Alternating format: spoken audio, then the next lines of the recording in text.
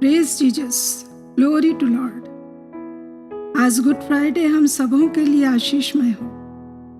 पहला कुरिन्थियों 1:18 में लिखा है, क्रूस का संदेश नाश होने वालों के लिए मूर्खता और हम उद्धार पाने वालों के लिए परमेश्वर की सामर्थ है।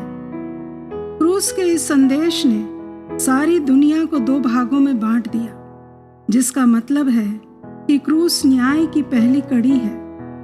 क्रूस का संदेश या भविष्यवाणी कहें तो ये उत्पत्ति 3:15 बैर से शुरू हुई, जहां लिखा है, और मैं तेरे और इस स्त्री के बीच में और तेरे वंश और इसके वंश के बीच में बैर उत्पन्न करूंगा।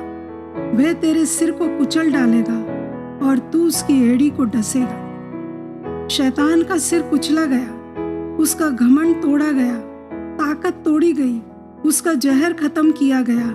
ये सब कुछ क्रूस पर हुआ और ये सब करने के लिए परमेश्वर के पुत्र को अपने आप को क्रूस पर चढ़ाना पड़ा और सारे जगत के पापों और अपराधों का बोझ उसने अपने ऊपर उठा लिया, ताकि जो कोई उस पर विश्वास करके उसके पास आएगा वो छुटकारा पाएगा और परमेश्वर की सामर्थ को पाएगा।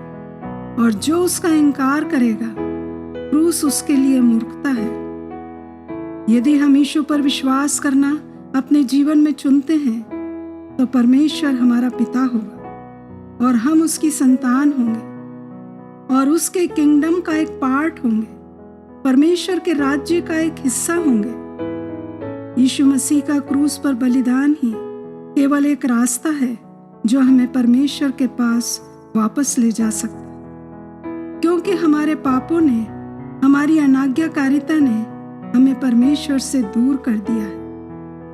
हर एक जिसने यीशु पर विश्वास किया उसको परमेश्वर पिता यीशु मसीह में देखते हैं, मानो उसमें कोई पाप, कोई बुराई है ही नहीं।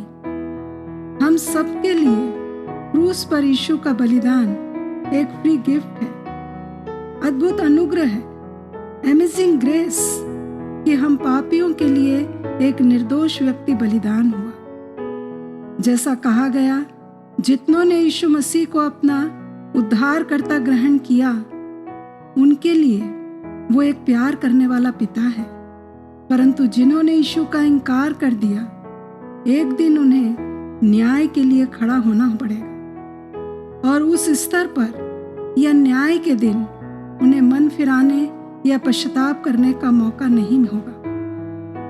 इसीलिए यीशु ने मत्ती 10:28 में कहा, जो शरीर को घात करते हैं पर आत्मा को घात नहीं कर सकते, उनसे मत डरना, पर उसी से डरो जो आत्मा और शरीर दोनों को नरक में नष्ट कर सकता। जितना समय हम पृथ्वी पर बिताते हैं, ये हमारी एवरलास्टिंग डेस्टिनी को निर्धारित करता है। ये हमारे चुनाव पर निर्भर करेगा कि हम एटर्निटी कहाँ बिताएंगे। मत्ती 16:26 के अनुसार, यदि मनुष्य सारे जगत को प्राप्त करे और अपने प्राण की हानि उठाए तो उसे क्या लाभ होगा। ये कुछ मायने नहीं रखता कि हम कितने अच्छे हैं या कितने बुरे हैं, परंतु मायने रखता है कि हम जैसे भी हैं, क्या हम यीशु के पास आए हैं। यीशु कहते हैं, हे सब बोझ से दबे हुए लोगों, मेरे पास आओ, मैं तुम्हें विश्राम दूंगा, क्योंकि मनुष्य का पुत्र खोए हुओं को ढूंढने और उनका उद्धार करने आया है। इसलिए मैं तुमसे कहता हूँ, जो मेरे साथ नहीं वो मेरे विरोध में है, जो मेरे साथ नहीं बटोरता वो बिखेरता है। क्रूस हमें निर्णय लेने का चॉइस देता है। हम स्वतंत्र हैं निर्णय लेने में, लेकिन परिणाम पाने में हम स्वतंत्र नहीं होंगे। यीशु मसीह की मृत्यु एक सेफ्टी नेट है और कोई भी ताकत उस नेट को तोड़ नहीं सकती। तो आइए हम आज उस क्रूस की ओर देखें जिस पर हमारे प्रभु यीशु का लहू बहा है। वो क्रूस और यीशु का लहू ही हमारी एकमात्र आशा है। प्रार्थना में अपने को प्रभु के सम्मुख समर्पित करें और कहें, प्यारे प्रभु, हमारे जीवन में जो भी गलतियां हैं हम उनके लिए दुखी हैं, आप हमें क्षमा करें। हम धन्यवाद देते हैं कि मेरे पापों से मुझे बचाने के लिए आप क्रूस पर मरे।